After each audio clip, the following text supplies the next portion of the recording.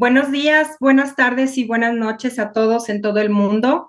Bienvenidos a este extraordinario webinar en nuestra plataforma Online Hub de Sigvaris Group. Mi nombre es Carla Muñiz y soy gerente general de Sigvaris Group en México. Para mí realmente es un placer estar con ustedes el día de hoy, representando al equipo de MOH y ser su anfitrión durante este webinar. Estoy muy emocionada porque este MOH es el primero en su tipo. Realmente es la primera vez que tenemos un MOH totalmente en español y eso es algo que me entusiasma muchísimo, que tengamos la oportunidad de estar con ustedes el día de hoy con speakers de alto nivel internacional, porque muchos de ustedes habían pedido que el MOH fuera en otros idiomas como habla hispana.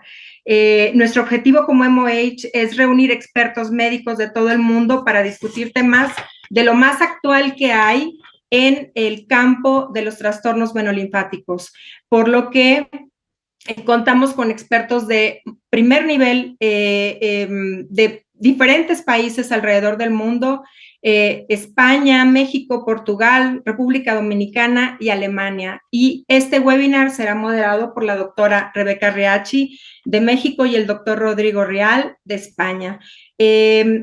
Algo muy importante para Sigvaris Group es poder tener una interacción con ustedes en la parte académica y promover el intercambio de conocimiento científico, por lo que ustedes podrán durante el webinar hacer preguntas utilizando el chat, lo cual es algo buenísimo y estoy, la verdad, muy contenta de que estemos el día de hoy aquí. Y pues bueno, ahora voy a pasar a introducir a la doctora Rebeca Riachi, que es nuestra moderadora, una de nuestras moderadoras. La doctora Rebeca Riachi es médico cirujano egresada de la Universidad Autónoma de San Luis Potosí, angióloga especialista y angióloga vascular, egresada del Hospital de Centro Médico de Occidente en Guadalajara. La doctora tiene diversos diplomados en dúplex vascular, procedimientos endovasculares y en angiología integral, además de que cuenta con una maestría en angiología por la Universidad de Anáhuac del Mayab. Y bueno, pues a continuación, adelante, doctora Riachi. Buenos días a todos, es un gusto estar aquí con ustedes. Esperemos que este sea el primer webinar de muchos en español en esta super plataforma. Gracias, agradezco a Sigvaris Group la invitación. Y bueno, este va a ser un muy buen webinar. Digo, tenemos aquí, voy a presentar a Erika Mendoza. Erika, por muchos conocidos, ella nos va a dar una plática sobre la diferenciación entre lipedema, linfedema y lipohipertrofia. Pues Erika es, pues por muchos conocidos les digo yo, porque bueno, aparte de ser especializada en investigación venosa, en ecografía dúplex y tratamiento en la preservación del tronco safeno, a lo que nosotros llamamos chiva, con consultorio venoso en, a ver si lo pronuncio bien, es en Wunstorf, en Alemania. Desde 1997 es autora de libros sobre ecografía Doppler y Chiva para Springer en Alemania e inglés. Imparte conferencias y talleres hands-on en Alemania y en reuniones internacionales. Es secretaria general de la Asociación Alemana de Flebología desde el 2015 y es la actual presidenta del European Venous Forum. Es presidenta de la Sociedad Alemana de Flebología y Linfología en la reunión del 2022. En Hannover es presidenta del European Venous Forum en la reunión del 2023 en Berlín. Es presidenta de la Sociedad Alemana de Chiva desde el 2000 y es miembro del Comité Educativo de la Unión Internacional de Flebología desde el 2023. Para nosotros es un honor tenerte, Erika. Muchas gracias. Parece que soy una persona importante, pero no, soy de carne y hueso como todos. Me dedico con amor a la medicina, como vosotros también, y eso es lo más importante. Muchas gracias. Pues muchísimas gracias por invitarme y por hacerme miembro de este primer MOH español, que me parece una fantástica idea. Uy, tengo que volver al principio, perdón. y la tuvimos cuando estuvimos juntos en Miami, y me parece fantástico que tan rápido se haya convertido esta posibilidad en realidad. Muchas gracias a todos los que lo han organizado, a Carla, me encanta que te conocí en Venecia y fue una situación muy especial. Con esta presentación no tengo conflicto de interés, pero quiero dar las gracias a Sigvaris porque financió la cena de gala, la música en la cena de gala en Berlín, y como gracias les estoy dando esto como una reverencia.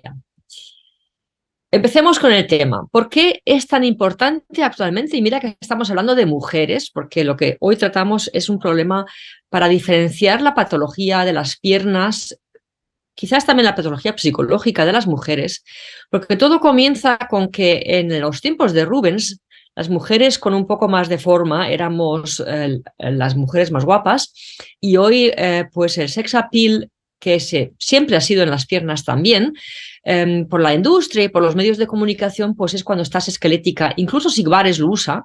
Si ves aquí en la página sigvaris.com, ves a mujeres que bueno, yo cuando tenía 16 años miraba así, pero en fin, que no hay que comentarlo. Esto es lo que vemos en todos los sitios, y entonces cada mujer que diverge de estas formas piensa que tiene un problema.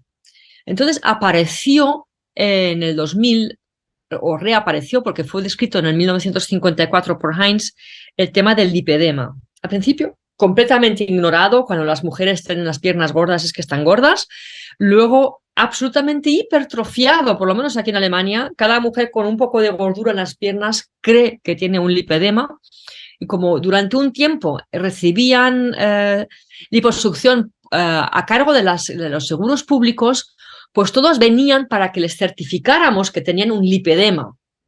Entonces, gracias a Dios, en los últimos años, y con muchos esfuerzos hechos en la comunidad flebológica y linfológica, esto se ha dilucidado, y existe un muy buen paper de la Asociación Internacional del Lipedema, la ILA, en la que muy bien se establecen muchos aspectos de la enfermedad. Yo hoy voy a diferenciar cómo en la consulta básica, médico general, ginecólogo, pero también linfólogos y flebólogos, podemos ver la diferencia entre el lipedema, la lipohipertrofia, el linfedema, y voy a hablar también un poco de la obesidad porque se mezcla un poco en todo el aspecto. Entonces, pacientes que vienen con piernas, voy a decir voluminosas, por no decir palabras feas. El algoritmo básico para el diagnóstico diferencial del lipedema, la lipohipertrofia y el linfedema, he puesto 4 porque la obesidad es exclusivamente por anamnesis visual y palpatorio. Podríamos reducir todo el speech a esta diapositiva. La lipohipertrofia y el lipedema se caracterizan porque en la parte del tronco tenemos no hay obesidad, no hay tejido adiposo en exceso, y en la parte de la pierna, a veces también del brazo, tenemos una cantidad disproporcional de tejido graso. En el linfedema tenemos tejido como plastilinoso, en diferentes formas. He puesto aquí una foto, luego enseñaremos más, y la obesidad la conocemos todos. Tenemos tejido adiposo en todas las partes del cuerpo, menos las manos y los pies, que generalmente no tienen tejido adiposo, y muchas veces también la parte distal de la pantorrilla no tiene mucho tejido adiposo para ser aumentado. Luego tenemos formas mixtas, y esto es muy importante. En Alemania, en los años 10, 15, se usaba mucho el término lipolinfedema, y realmente son dos entidades completamente distintas, con lo cual existe una persona con linfedema, con lipohipertrofia o lipedema, que además tiene un linfedema secundario a la obesidad. O sea, podemos tener obesidad, lipedema, linfedema en la misma persona, pero el linfedema no es consecuencia del lipedema, sino es consecuencia de la obesidad. Y esto es muy importante porque esta persona aquí tenía un lipedema, sigue teniéndolo, se nota aquí porque, bueno, luego veremos, hay disproporción, tiene una obesidad importantísima y tiene un linfedema secundario a su obesidad. El problema mayor que tiene esta mujer es la obesidad, o sea, algo que nosotros en el fondo no tratamos. Y si queremos darle ayuda, la mandamos a un centro bariátrico o a un centro que hace dietéticas, que se interesa en ayudar al paciente en reducir peso, porque entonces perderá su linfedema y después, si queda todavía algo de dolor, podemos tratar el lipedema. Empecemos con unas definiciones. La lipohipertrofia es la presencia de tejido adiposo disproporcional que puede ser simétrico o asimétrico y puede afectar a un muslo, a dos o a los miembros superiores. Aquí esta paciente me parece muy interesante porque tiene en esta pierna mucho más tejido adiposo adicional que en la pierna derecha. Esta mujer nació con esta disproporción, con esta cantidad de tejido graso en los muslos, y la verdad es que la mandé a hacerse liposucción por una razón. No podía andar, estaba desarrollando una problemática de rodillas por esta disproporción, y yo creo que esto sí que es una enfermedad congénita que merece la pena ser tratada si llega a causar problemas ortopédicos. Pero esto no es, o sea, nuestra idea, nuestra obligación es verlo, diagnosticarlo y mandarlo a el colega correspondiente para tratarlo. La lipohipertrofia en el fondo no es una enfermedad venosa ni linfática. Esta paciente puede o no tener un lipedema, tiene la forma de delgadez de la cintura y obesidad en las piernas. Podría ser una hipertrofia, puede ser un lipedema. Y la diferencia es el dolor a la palpación en el tejido adiposo. Eso también es un poco complicado porque muchas personas tienen dolores en las piernas de tipo ortopédico y es muy importante diferenciar en las dos. El linfedema es una enfermedad con falta de drenaje del líquido linfático por diferentes causas. Puede ser congénito, adquirido por compresión o destrucción de las vías linfáticas. Compresión puede ser por obesidad, por ejemplo, o un tumor, y destrucción puede ser por cirugía o por radioterapia, una entidad muy importante. Y se define por fases. La primera es un edema que es reversible en la noche. La segunda es blando, depresible, deja un hueco y todavía no tiene afecciones de la piel. Y la fase tercera es donde ya la piel empieza con pápulas y se pigmenta y es muy duro. Esto lo veremos después. Entonces, la inspección, vemos a un paciente y no es obeso. Entonces, la inspección es, como hemos visto, cintura delgada, piernas obesas o con tejido graso, y típicamente tenemos aquí como una hendidura en el tobillo, porque el pie es absolutamente exento de grasa y en el lipedema típicamente tenemos esta grasa en una posición atípica para la obesidad, que es en la parte distal del tobillo. Esto es como un surco. La inspección en personas obesas no nos diferencia el lipedema, porque con la inspección no podemos hacer el diagnóstico del lipedema, necesitamos el tacto. Pero esta mujer puede que tenga un lipedema y después haya engordado, no lo podemos ver por el aspecto. Esto no podemos hacerlo por aspecto. Por eso la palpación del lipedema y lipohipertrofia es tan importante, porque el tejido a la presión digital no desarrolla una huella como plastilina, que luego veremos en el linfedema. O sea, la diferenciación del lipedema, lipohipertrofia versus linfedema es que no deja huella. Y en caso del lipedema tenemos dolor en el tejido graso. Y esto es muy importante porque el dolor tiene que ser en el tejido graso. Y entonces a veces con la patología muscular encontraremos diferentes tipos de dolor. Vamos a hacer un pequeño vídeo en el que vemos que en caso de lipohipertrofia podemos manipular el tejido graso blandamente sin que el paciente le duela. Esto a un paciente con lipedema te pega si se lo haces. si hacemos una presión muy superficial, como ahora mismo vemos en el vídeo, muy superficial, y hacemos una pinza superficial del tejido graso, en un paciente con lipedema eso nos va a doler. En un paciente con hipertrofia, no. Pero si pensamos profundamente, como está haciendo aquí, eso produce un dolor muscular. O sea, esa es la diferenciación entre el tacto superficial, moviendo un poco los tejidos, y el tacto profundo, donde traspasas el nivel del tejido graso y estás palpando músculo. Muchas personas obesas se mueven poco y tienen las fascias pegadas, con lo cual eso es un dolor de muscular, de fascias, no es un lipedema. Entonces, resumiendo, tacto e inspección, lipohipertrofia o lipedema tenemos un dolor simétrico, probablemente sea un lipedema. Si es solamente al tacto superficial, probablemente sea un lipedema. Si es un dolor al tacto profundo, tendremos una causa neuromuscular o una problemática reumática. Si el dolor es asimétrico o depende de las circunstancias, cuando subo las escaleras me duele, cuando estoy tumbada me duele, eso es un dolor espinal, nunca es un dolor típico de un lipedema. Y además, muy importante, el dolor del lipedema se reduce con compresión. Si la paciente dice, hoy vengo a consultarle porque tengo un lipedema importantísimo y necesito liposucción, y le preguntas, ¿y las medidas de compresión? Ah, sí tuve, pero luego ya no me las pongo. Con eso está clarísimo que no es un lipedema. Porque una persona con lipedema nunca y bajo ningún concepto dejaría de ponerse la compresión, porque por definición es la que le está quitando el dolor.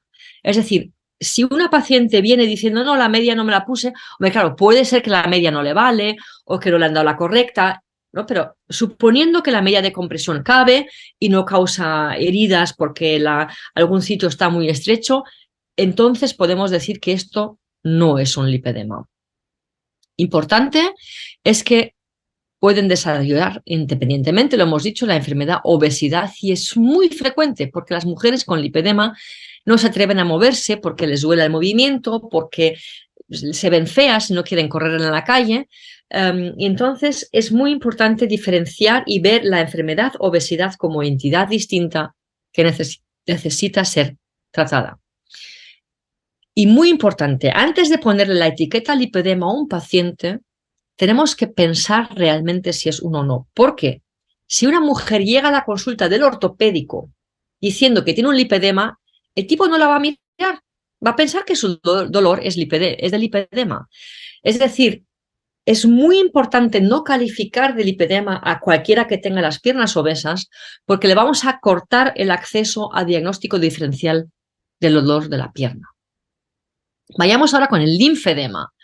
El linfedema puede ser asimétrico, en este caso después de una operación abdominal, entonces a veces parte de la parte superior, puede ser partiendo de los pies, como en este caso, donde se ven muy bien, luego lo veremos con más detalle, que ya los dedos de los pies están engrosados y toda la pierna está engrosada.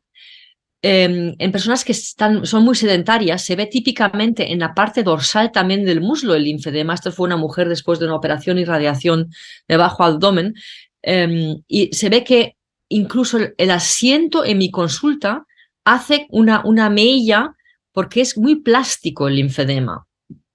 Los pies se ven clásicamente como cajas.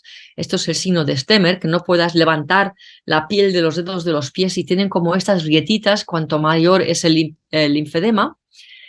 Y cuando progresa, la piel empieza a alterarse, como aquí haciendo verrugas. También la higiene en esta paciente no fue demasiado buena, pero bueno, aquí hay verrugas en la piel. Y en verano, frecuentemente, cuando lo dejan de ponerse las medias, empieza a supurar, que no se ve muy bien en la foto, pero por todos los agujeritos salía líquido.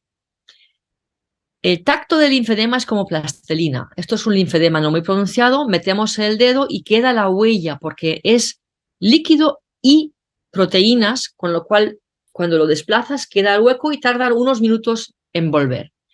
Esto es otra paciente que tenía un lipedema con su surquito, desarrolló obesidad y además desarrolló un linfedema, y la parte del linfedema le puedo dejar esta huella. Jamás pasará esto en un lipedema o una hipertrofia sin linfedema. Nunca puedes dejar huella al tacto. Y en las piernas muy, muy avanzadas, para obtener una depresión de este tipo, la proteína está ya muy, muy organizada, tienes que apretar. Esto me tardó 1 minuto de dejar el dedo, y soy fuerte ahí dentro, para conseguir una pequeña depresión. Es decir, el hecho de que no se produzca depresión al instante no significa que no sea un linfedema, sino que en este caso de esta piel tan avanzada ya de dermatolipoesclerosis, necesitamos apretar un poco más. Y como he dicho, este es un típico caso de coexistencia de enfermedades. Tenemos un lipedema con sus surcos, tenemos una obesidad masiva y tenemos un linfedema ya de grado 3 aquí pretibial, porque esta piel está a punto de ulcerarse, y también tenemos el linfedema en los pies con los clásicos surquitos con los dedos como cajas. O sea, he cortado una imagen.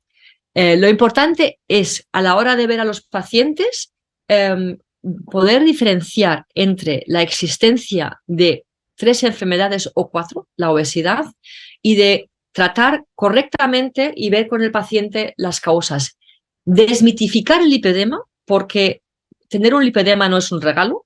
Es muy importante explicar esto a los pacientes y, sobre todo, ayudarles con lo que necesitan. Pero el tema era cómo diferenciarlos. Si queda tiempo, que luego podemos discutir los siguientes pasos. Muchas gracias.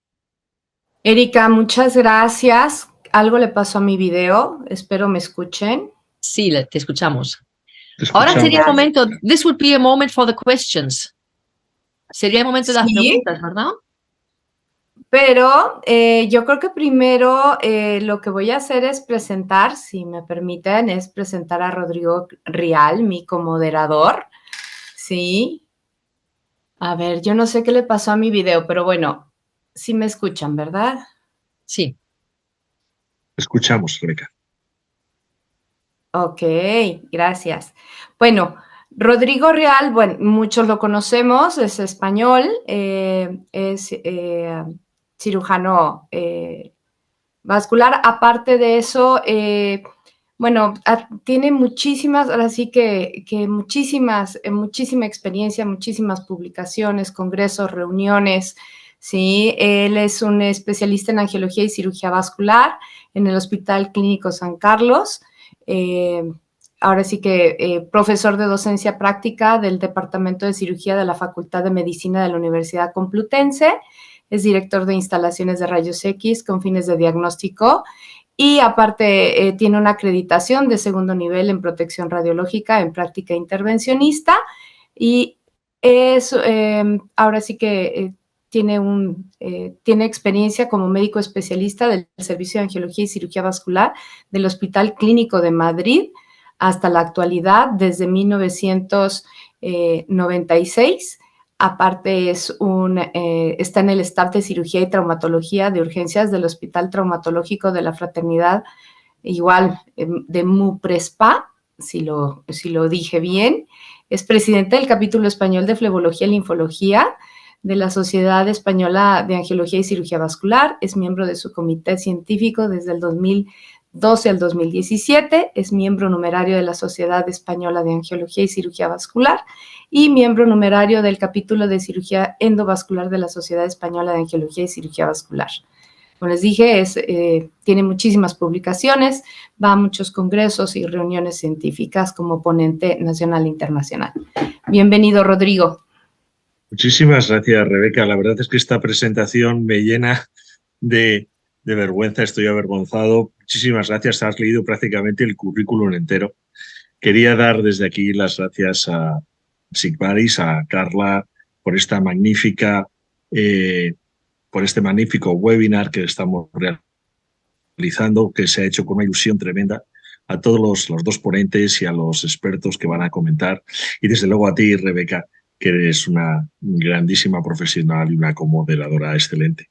Entonces, yo creo que antes de pasar al siguiente ponente, estábamos pensando en realizar las preguntas que tengáis desde la audiencia. Mira, podéis ponerlas en preguntas y respuestas. Sé que está justo abajo donde lo tenéis al lado del chat y entre participantes. Ahí podéis hacer las preguntas que queráis. Las podemos ver o también nos la puede pasar la organización. Si quieres, Rebeca, tú vas haciendo las preguntas. Aquí tenemos...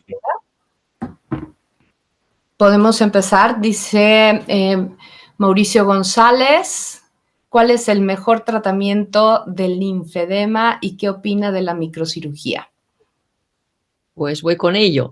El mejor tratamiento del linfedema depende de la fase, pero siempre es la compresión. O sea, hay que empezar decongestionando el linfedema. En Alemania siempre decimos que hay dos fases. La primera es con vendajes, a ser posible de una capa interna más blanda y una capa externa adhesiva para que no vaya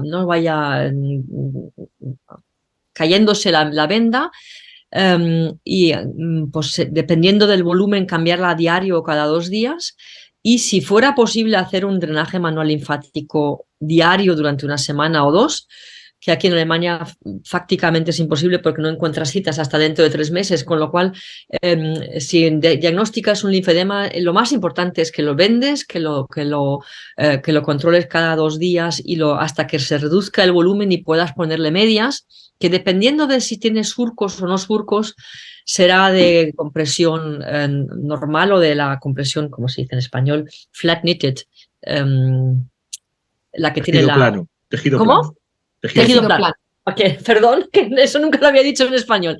Y luego hay que enseñar a los pacientes que tienen que hacer ejercicio, tienen que saber las causas. Muy importante es explicarles la causa de la obesidad si está presente. Hay que cuidar la piel, hay que explicarles que pueden lavarse esas verrugas y que pueden luego darse cremas para que no se produzcan grietas.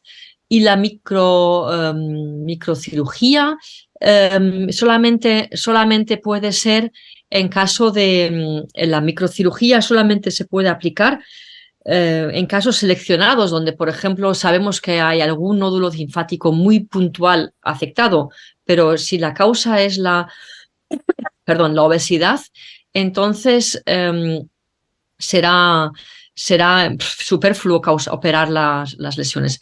Me tenéis que perdonar porque mi mamá, que está un poco demente, no se acuerda, que acaba de llamar a la puerta, tengo que abrirla y decirle que no puedo atenderla. Perdonadme un segundito. Por supuesto. Mientras tanto, y siento que no me escuche Erika, quería, desde luego, la charla ha sido magnífica, increíblemente didáctica, y yo creo que todas las dudas que teníamos sobre lipohipertrofia o lipodistrofia, que también decimos ese término en España, y linfedema y lipedema han quedado absolutamente resueltas, y estaba haciéndote un poco, Erika, bueno, pues alabando la gran capacidad que tienes de síntesis y de transmisión de estos conocimientos que son realmente complejos a veces de diagnosticar por el profesional. Rebeca, ¿tenemos algo más? Tenemos aquí otra pregunta para Erika. A ver, está en inglés, pero bueno, lo traducimos. En vista de la ecuación de Starling, en la revisión, hay opiniones que básicamente, ¿cómo decir si es edema, linfedema? ¿Cuál es tu opinión? Y si todavía tenemos lugar para el edema venoso y el linfedema. La pregunta es muy interesante porque a mí a veces, o sea, el tema del edema venoso no era la pregunta para hablar hoy, pero lo primero que quiero decir es que de las 3 cosas que he dicho, solamente una tiene edema, que es el linfedema, porque el lipedema no tiene componente acuoso, como hemos visto en muchas investigaciones, y el problema que puede ser es que sea un edema intracelular, no lo sabemos, que haya un más máximo componente de inflamación, por lo que quizás la media ayude porque tiene una parte inflamatoria que estamos ayudando a reducir con la media. Pero hablando de edema, de agua en el tejido, tiene toda la razón, porque cualquier tipo de edema en la pierna es el fracaso de las vías linfáticas. Y precisamente en la Sociedad Alemana de Flebología y Linfología yo he discutido mucho porque queríamos hacer una página para pacientes y alguien quería poner el edema venoso como una entidad especial y digo, no, porque estamos explicando el linfedema ampliamente como fracaso de drenaje con respecto a la oferta de agua que hay en el tejido. O sea, tenemos una oferta de agua en el tejido y un drenaje. Y si el drenaje es la capacidad de drenaje es superior a la oferta de líquido, estamos teniendo una buena resolución. Y si tenemos una sobredosis de líquido en relación al drenaje, estamos teniendo un edema. Y hasta que la presión en el edema sea tan grande que la presión propia del tejido ayude otra vez a drenarlo. Eso es realmente una cosa muy física y para mí no hay ninguna razón para diferenciar el edema venoso del linfedema, porque al fin y al cabo tenemos la causa es venosa, pero es un linfedema, a fin de cuentas, y el tratamiento es el mismo. Si tenemos un edema venoso, le pondremos medias, trataremos las varices y con eso se irá el edema venoso. Si no se fuera, sería además un linfedema y entonces que ya persiste y entonces habrá que hacer además tratamiento con drenaje manual linfático. Perfecto. Fenomenal. Si quieres pasamos una pregunta. A mí me gustaría hacerte una pregunta. El sistema que vamos a seguir en este webinar es que vamos a ver a los dos principales ponentes, a los dos speakers, y después vamos a presentar a los dos expertos que van a hacer todos los comentarios que además desde la audiencia te vayan haciendo. Pero a mí me gustaría, hay un tema que has pasado de tangencialmente, que es importante. Y en primer lugar, ¿por qué, lo has dicho tú, el lipedema y la lipohipertrofia no es un tema circulatorio, no es un tema vascular, no es un tema venoso, no es un tema linfático? ¿Por qué lo vemos los especialistas en flebología o cirugía vascular? Y la segunda cuestión que viene al hilo de esto es, ¿tiene algún lugar el ecodoppler entonces en estos pacientes? La pregunta es muy buena porque al principio se pensaba que el lipedema, por su muy desafortunado nombre, es una enfermedad edematosa y eso fue porque vino a las consultas de flebología y linfología. En otro aspecto de casos podría ser una enfermedad para verla a los internistas, pero voy a ser un poco malvada. Por lo menos en Alemania los pacientes con un lipedema tienen muchas veces una problemática psicológica muy importante. Y hay un muy buen estudio de la señora Erbacher de la clínica de Felde que estudió 150 pacientes con lipedema, realmente lipedema, y vio que antes de desarrollar los dolores en su lipohipertrofia tenían serias enfermedades psiquiátricas como maltratos infantiles, como miedos, como depresiones. O sea, la depresión y el miedo no vino después del lipedema, sino en la línea de tiempo vino antes la enfermedad psiquiátrica y luego el dolor en las piernas, como podría ser una somatización. Eso es especulación mía. Entonces, estos pacientes son un poco complicados de llevar porque piden mucho, están muy, muy descontentos y yo creo que nadie los quiere ver. Y la asociación con las piernas por el edema linfático, por las varices que son en las piernas, es que todos los médicos nos lo mandan a nosotros. Y como dice mi buen amigo de Tobias Berch, dice, ¿por qué los tenemos que tratar? Porque podemos. Y yo creo que nosotros sabemos diferenciar entre el lipedema y el edema linfático, y lo que yo hago es hacer el diagnóstico de sí o no, dar una lista al médico de cabecera, porque en el fondo el resto del tratamiento es general y no depende ya de un angiólogo. Y la segunda pregunta, antes pensábamos que había una forma de ver el lipedema en ecografía, y la verdad es que se ha demostrado que no hay ninguna forma clásica, ningún pattern clásico del lipedema. El linfedema sí lo ves en ecografía, son como líneas negras de agua entre medias del tejido graso, y yo realmente, sobre todo en las piernas con colores marrones, siempre hago la ecografía para descartar una insuficiencia venosa concomitante que pueda empeorar el linfedema. Con lo cual yo veo que quizás por eso además sea bueno que lo veamos nosotros, porque el primer día hay que descartar que haya una insuficiencia venosa profunda o superficial para poderla tratar.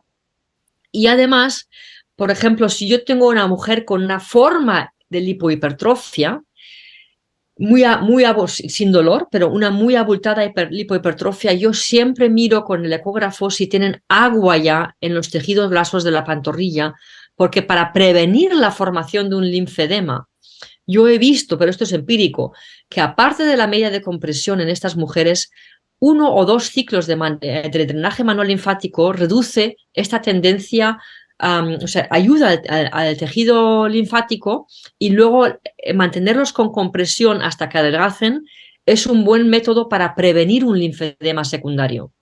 Es decir, yo creo que sí, el paciente con lipedema o lipohipertrofia debe pasar una vez por un angiólogo o cirujano vascular o flebólogo para ser orientado y luego seguir con otros médicos. Pero la verdad es que el problema es que muchas veces estas personas no tienen una gran adherencia a lo que les decimos, y por eso quizás sea bueno verlos una vez al año. Pero yo tengo tantísimos que esto no lo consigo. Yo tengo una enfermera muy formada y ella los ve y los sigue explicando cómo seguir adelante. Muy bien, pues yo creo que ha llegado el momento de presentar a nuestros 2 expertos que están ansiosos por interpelarte y preguntarte cosas para que les saques de dudas a ellos. No lo creo, pero que saques de dudas a muchos miembros de la audiencia, incluidos los que te estamos escuchando. Y son 2 grandes expertos, 2 grandes amigos. Y quiero empezar presentando a la doctora Chantal Agüero Wagner, de Paraguay. Es una absoluta experta en todo lo que se refiere al diagnóstico flebológico vascular. Está dentro del PWIN, que es un Venus International Network. Dentro es la presidenta electa de la Sociedad Panamericana y va a ser la anfitriona en el mes de junio del congreso que va a haber en Paraguay de la Sociedad Flebológica o Panamericana de Flebología. Y desde luego ha sido todo dentro de la Sociedad Paraguaya de Cirugía Vascular y Flebológica. Y también tenemos a nuestro gran amigo Ignacio Escoto, que es de México, es profesor de cirugía vascular y endovascular de la Universidad Autónoma de México, jefe de cirugía vascular del Hospital Médica Sur Mayo Clinic Network y miembro de la Sociedad Mexicana de Angiología, Cirugía Vascular y Endovascular. También es miembro de la American Venous Forum y es expresidente de los cirujanos vasculares de Latinoamérica con el acróstico CELA. Bueno, y estáis ahí los dos y no sé si Rebeca quiere añadir algo a la presentación que he realizado. Desde luego a Ignacio y a Chantal las conoces perfectamente. Bueno, la verdad es que es un gusto tenerlos a los dos, tanto a la doctora Chantal Agüero como al doctor Ignacio Escoto.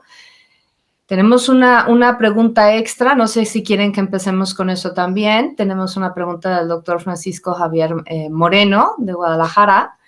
Dice, además de la compresión, ¿qué opciones farmacológicas para el linfedema se tienen? ¿Quién quiere empezar?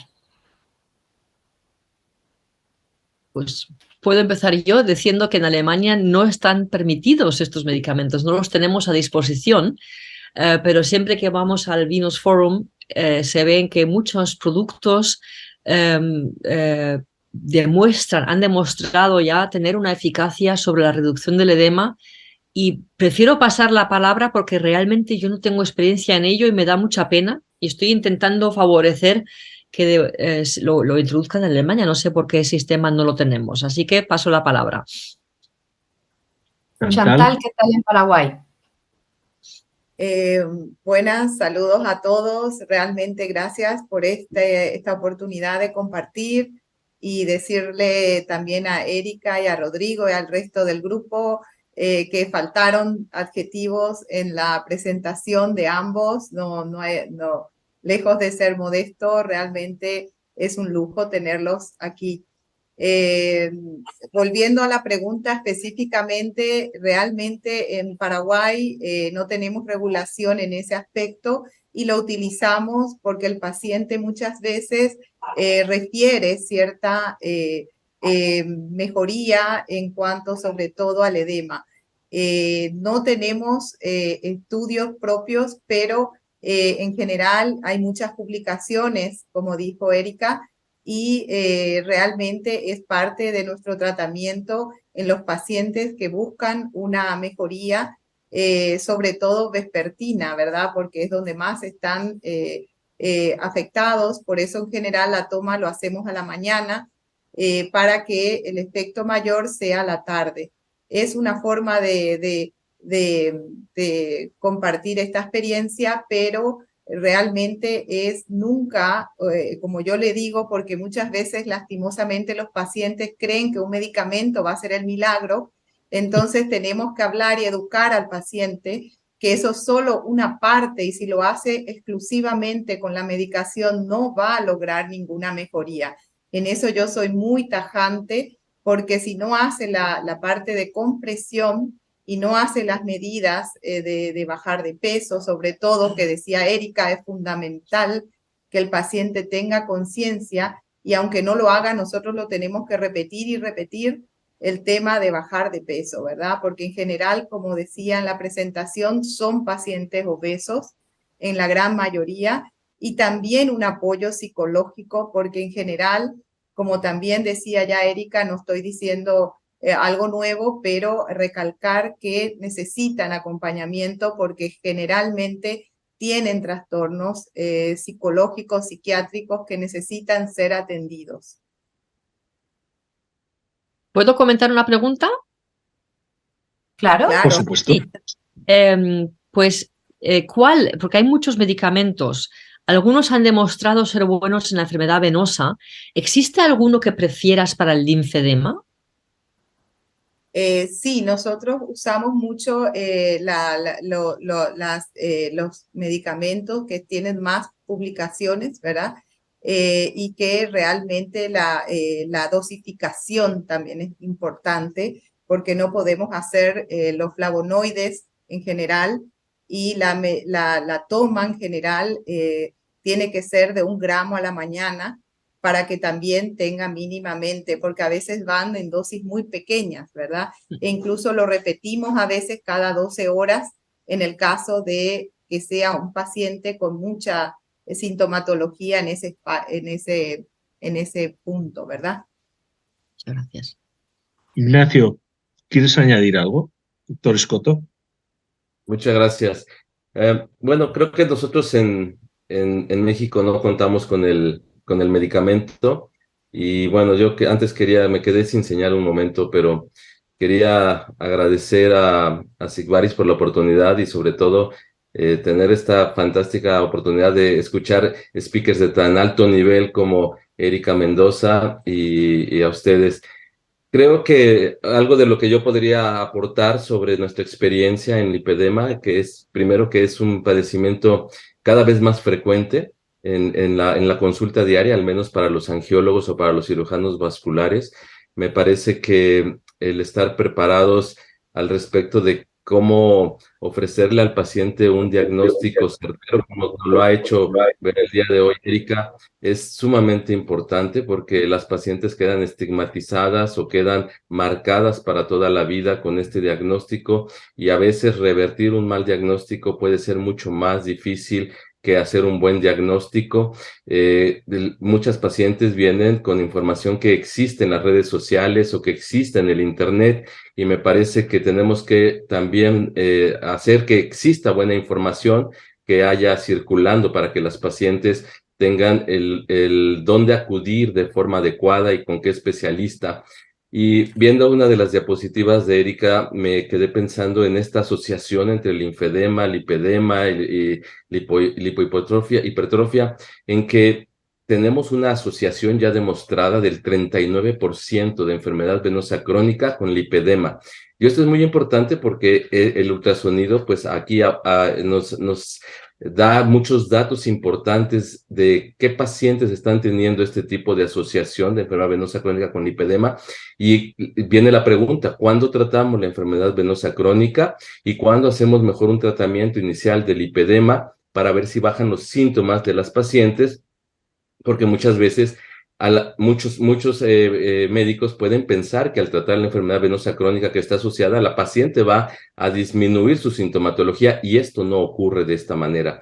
Así que en ocasiones el abordaje del lipedema de primera instancia, tanto diagnóstico como terapéutico, es prioritario en este grupo de pacientes. Sin embargo, habrá aquellas pacientes que tienen pues esta enfermedad venosa crónica más avanzada y que es importante pues hacer el tratamiento de ciertas venas y de ciertos patrones de reflujo que podrían ocasionar una sintomatología muy específica.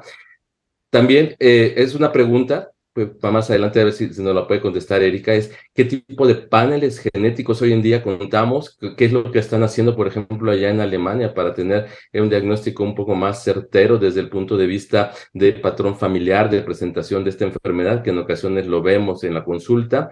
Y bueno, también mencionarles que también ya existe esta famosa dexadensitometría, que es esta forma de medir esta absorción de rayos X, de la energía de rayos X en el tejido, y que nos permite, hay varias publicaciones, pero me parece que el año pasado aparecieron varias, que nos han permitido sacar este famoso índice IF, que por arriba de 0.038, cuando uno hace esta división entre lo que es la masa grasa de la pierna, entre la masa total del cuerpo, nos permite saber si la paciente puede o no tener un diagnóstico más cercano al lipedema que simplemente hacerlo clínicamente. Pero creo que todos estamos en este camino de ir evolucionando hacia el diagnóstico y el tratamiento de una enfermedad que, pues, por desgracia, la medicina todavía no puede cumplir las expectativas que las pacientes tienen de lo que podría mejorar y de lo que a lo mejor podríamos ofrecer en otros tipos de patologías.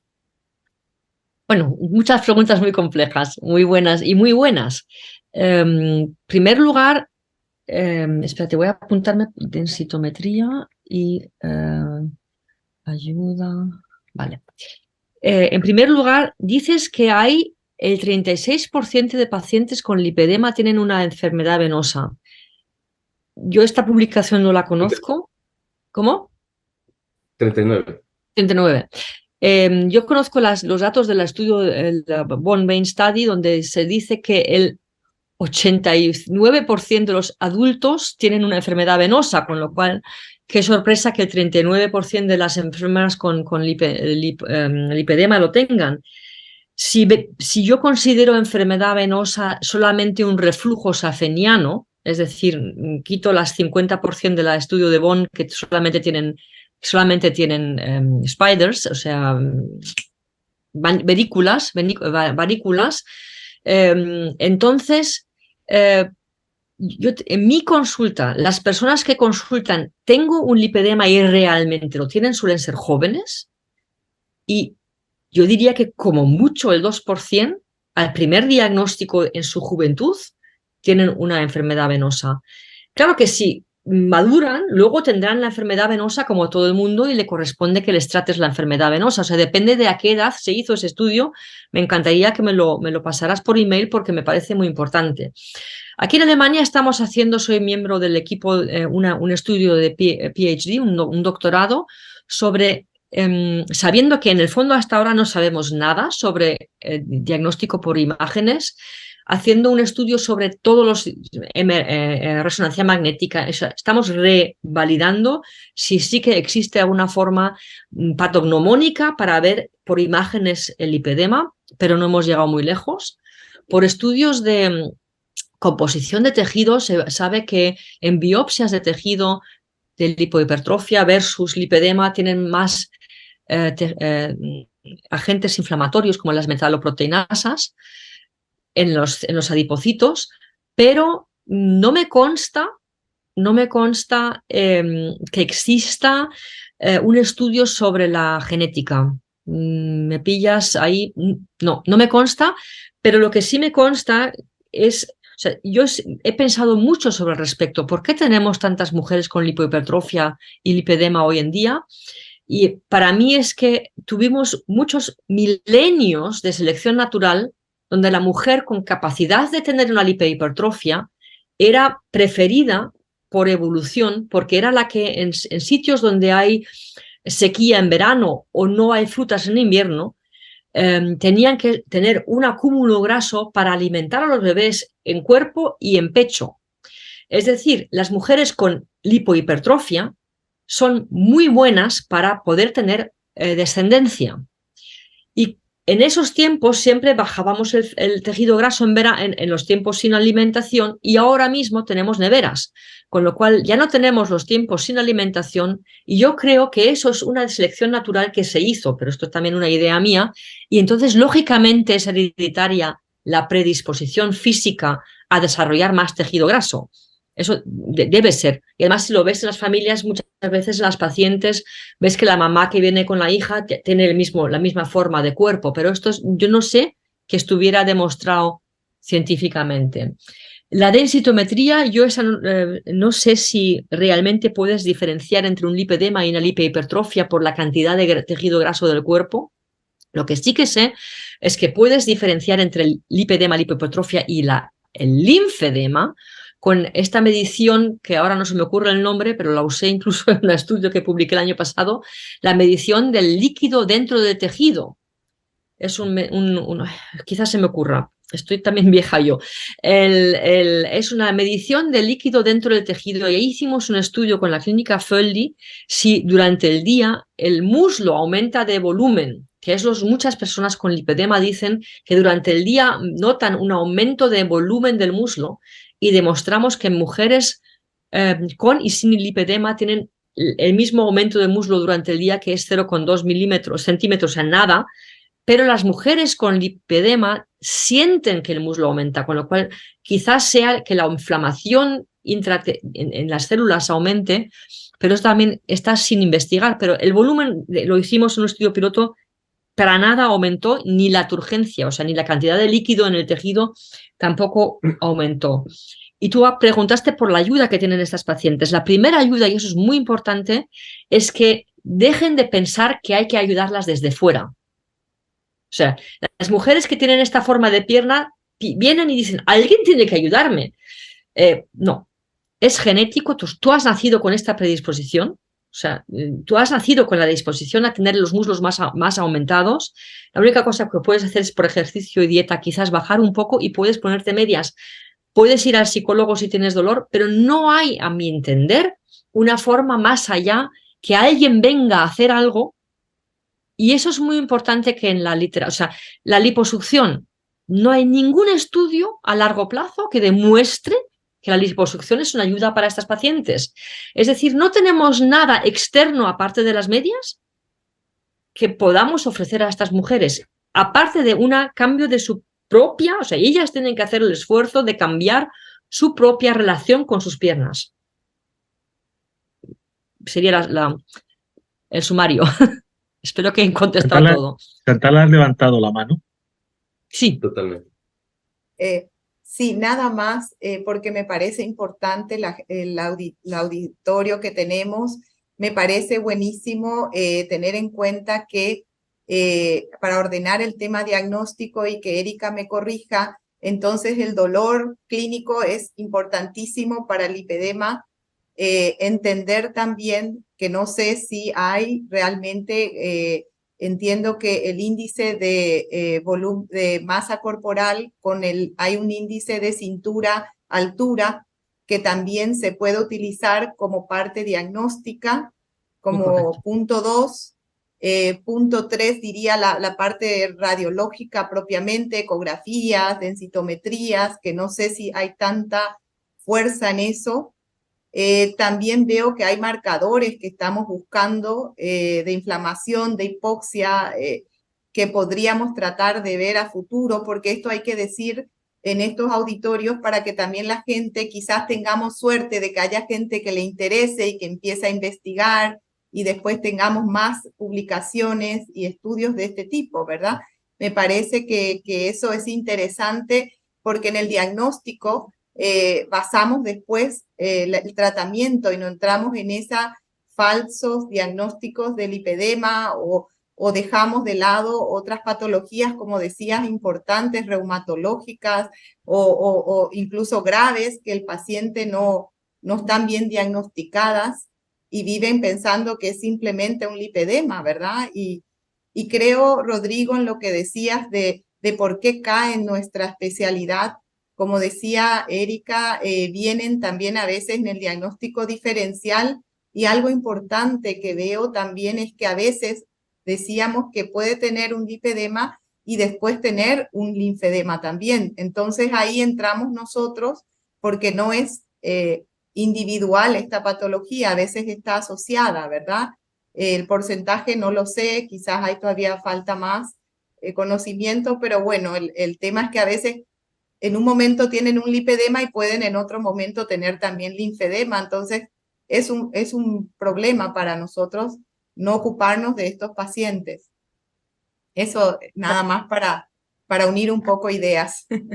Me parece muy bien, gracias que hayas mencionado el índice talla con cintura. A mí no me gusta tanto usarlo porque la mayoría de las pacientes que vienen a mi consulta con un lipedema, que son de todas las que vienen preguntando, son como mucho un 5% que realmente tienen un lipedema, son muchas veces tan obesas que no sé dónde medir la cintura. Porque para mí la cintura en una persona normal es a la altura del ombligo. Pero si ves a estas mujeres con tanta obesidad también abdominal, eh, eh, es complicado, o sea, te subes mucho del ombligo para medir la circunferencia más pequeña, casi estás midiendo el tórax, el bajo tórax. Y yo todavía no he encontrado, o sea, en una persona delgada, con una forma o sea, de cadera ancha, cintura delgadita, y con dolor en el tejido muscular graso, no tengo por qué recurrir a este índice para saber que tienen un lipedema. En una persona muy obesa, pero que tiene un obvio dolor en el tejido graso que se mejora con compresión, tampoco necesito ese índice. O sea, yo para mí. Pero al momento de diagnosticar para estudios es muy importante hacerlo y quizás deba de interesar, o sea, deba de profundizar más en ese tema para comprenderlo, pero de momento yo no veo difícil medir exactamente dónde hay que medir la cintura. El doctor Edgar Vargas ha levantado la mano y me permitís que va a hacer seguramente alguna una aportación, alguna pregunta, pero antes de ello permitidme que le presente que va a ser nuestro próximo speaker. Es cirujano vascular del hospital, es de la República Dominicana y es cirujano vascular en el Hospital General Plaza de la Salud, también en el Hospital Francisco Moscoso Puello. Es profesor de la residencia de cirugía vascular y endovascular del Hospital Moscoso Puello, como hemos dicho, y también está en la Universidad Nacional Pedro Enríquez Ureña. También tiene máster en gestión de servicios de la salud, o sea que es una de estas personas absolutamente completas en gestión clínica, sabiduría, ciencia académica. Y entonces, Edgar, querido amigo, por favor, haz la aportación que quieras. Ay, qué grande. Usted lo puso muy grande, doctor. ¿Cómo está usted? ¿Cómo están todos? ¿Cómo estás? No, como menos de lo que te mereces, Edgar. Ay, exacto. Doctora, mire, yo estoy sorprendido de esa gran exposición y quisiera saber una cosa. Hace un tiempecito yo estuve en un webinar y hablaron de las dosis de diosmina y vi que la tocaron, las dosis altas. Y en algún momento se habló que las dosis que se recomendaba eran 3 gramos diarios.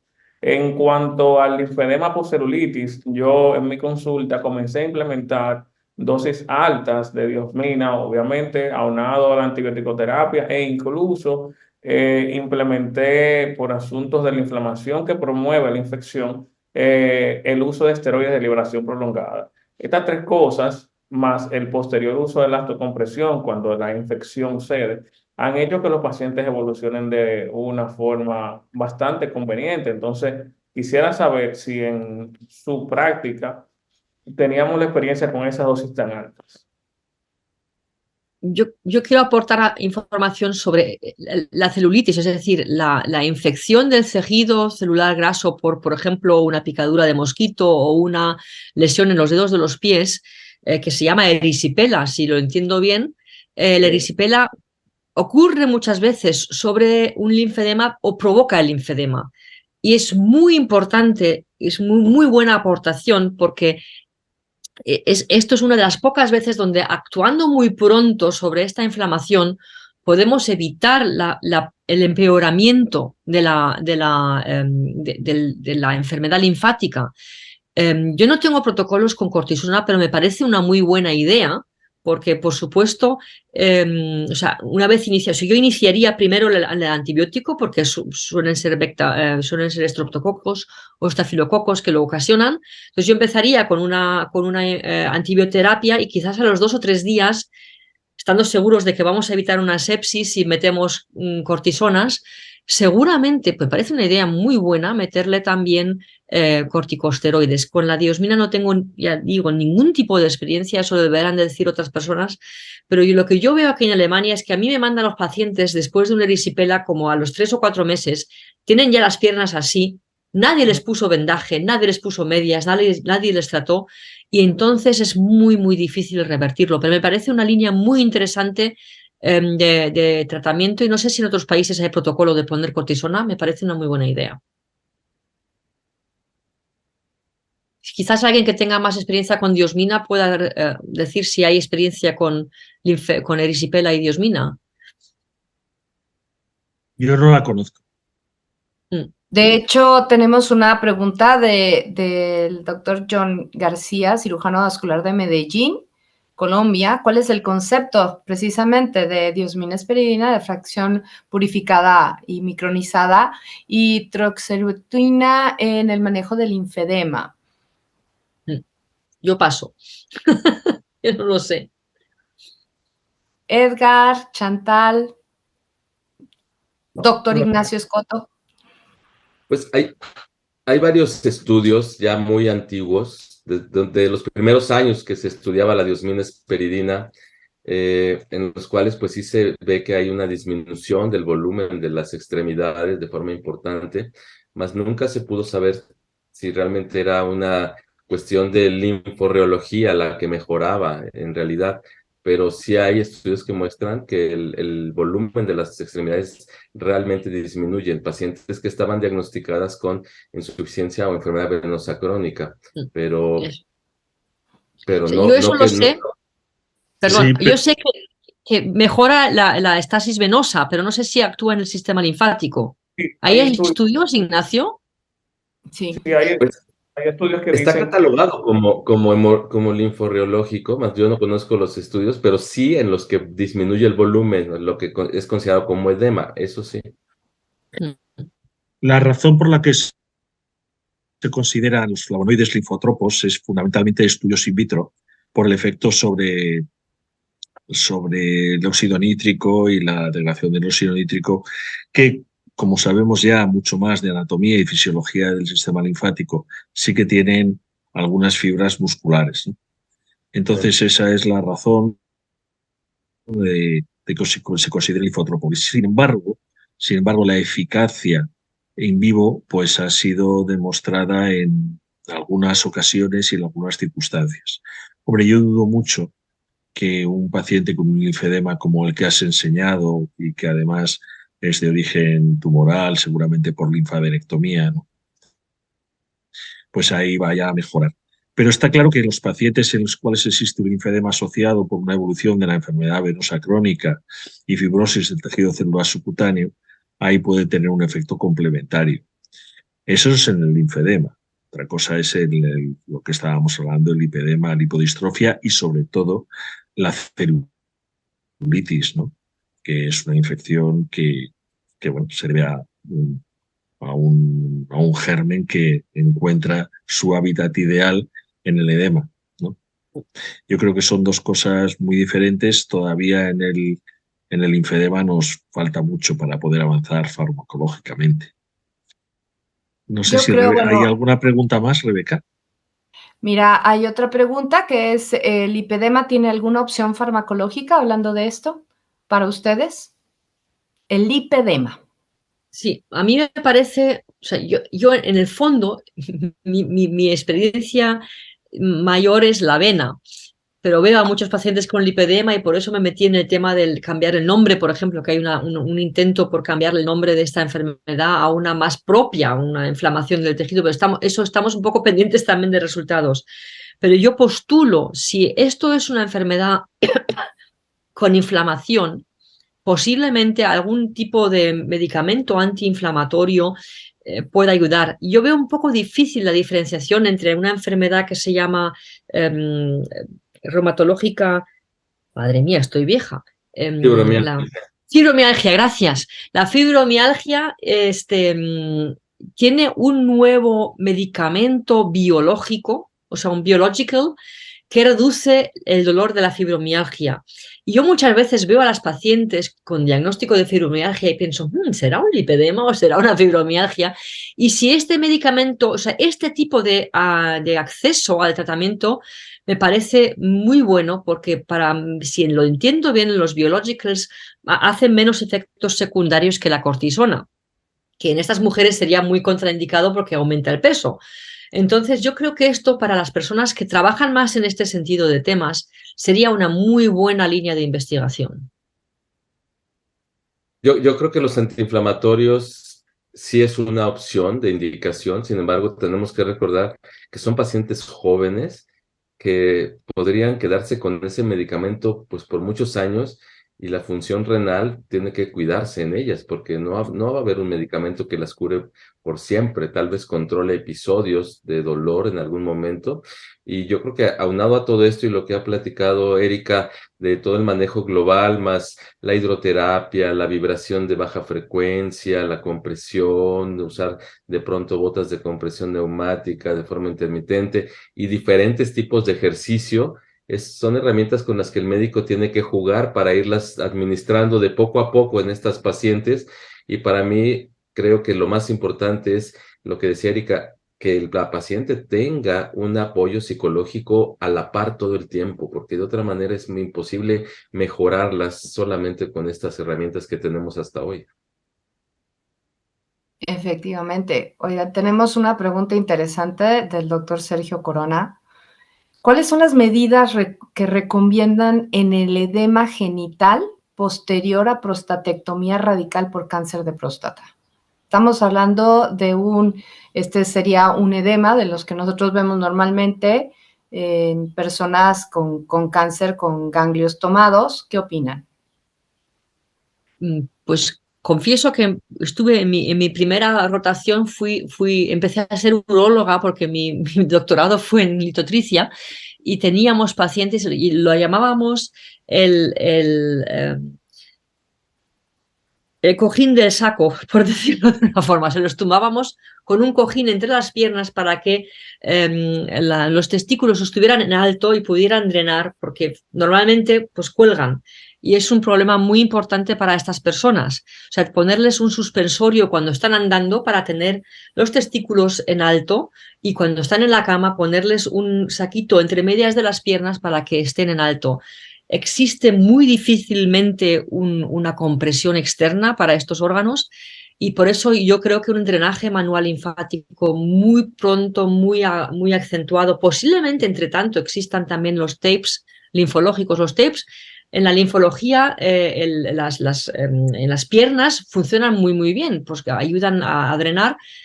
No entiendo, higiénicamente puede ser complicado, pero debería de haber también un sistema de tapes para... O sea, tapes se sabe lo que es, ¿no? Son los esparadrapos para aumentar el drenaje, que se usa mucho en fisioterapia. Podría ser una opción, pero esto es un tema muy específico y para mí la única forma es hacerlo físicamente, elevar cuanto más es posible siempre tanto testículos como el pene y tenerlos con drenaje linfático agudo desde el primer momento, esperando que se abran vías linfáticas para mejorar el problema, porque es un problema muy grande. Creo que este es un tema interesante para Sigvaris, que pudieran tener algún aditamento extra para este tipo de pacientes, ¿no? Digo, prácticamente nosotros vemos mucho piernas matizadas y pues para eso hay medias, pantimedias, tobimedias, etcétera, ¿no? Y hay pues medias para hombre y todo, pero en este tipo de pacientes, digo, yo he visto que es muy difícil, como dice Erika, bueno, lo que uno les recomienda pues es el drenaje, ¿no? El estar recostado y que no cuelguen tanto, pero pues pudiera ser una oportunidad, ¿no? Para investigar y para ver qué más se les puede ofrecer en cuanto a algo de compresión externa, ¿no? A lo mejor nosotros sabemos que la pantimedia, bueno, realmente pocos pacientes la utilizan hombres. Yo sí tengo pacientes hombres que utilizan medias y pantimedias, ¿sí? Pero en ocasiones, pues la pantimedia, por supuesto, por el tipo de tejido y todo, no está hecho para hombres, ¿sí?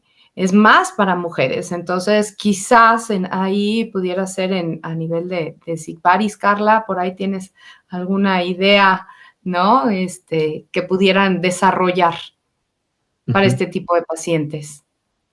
Chantal ha levantado la mano. Quería simplemente decir lo que dijo Rebeca. Realmente en este aspecto yo creo que necesitamos compresión. A falta ese tipo de ayuda, porque hay también pacientes femeninas con estos problemas. Entonces, he visto algunos tipos de compresión, incluso vi algunas ideas, algunos tipos de estas, no son medias, pero son compresión para estas zonas, pero no lo veo fácil de conseguir y sería interesante para agregar esto. Ahora, cuando hablamos de fibromialgia, quería nada más comentar que justo en mi clínica trabajo con 6 reumatólogos, entonces veo mucho lipedema. Mi marido es reumatólogo, entonces estamos muy unidos en ese punto. Entonces, ellos usan lo último en y en el resto de los para puntos ellos. también, ¿no? ¿Cómo? Y en el resto de los puntos también estarás unido. Sí, pero con eso quería comentar que el dolor, como Erika decía, muchas veces hay que diferenciar porque tenemos pacientes con lipedema y pacientes con fibromialgia y muchas veces tenemos muy envuelto eso. Y justamente la duloxetina con el tramadol se utiliza para estos casos e incluso la pregabalina. Estos 3 quería comentar que están demostrados por estudios científicos para la fibromialgia. O sea, estos son los medicamentos que se utilizan para esta patología, pero también ellos recalcan mucho ejercicios de bajo impacto, porque se ha demostrado también que tiene mucha importancia, como ya comentábamos, el tema de los ejercicios en esta patología. Nada más eso para comentar. Perfecto. Creo que ponemos un pool de preguntas pero y debemos de pasar a la segunda. ¿Te parece que pasemos a la presentación del doctor Edgar Vargas y después continuemos con todo el pool de preguntas, sobre todo especialmente dirigidas a compresión, que nos puede ayudar Erika, Vargas, Chantal y Ignacio? Y así vamos dando paso para que el doctor Edgar Vargas intervenga un poco más.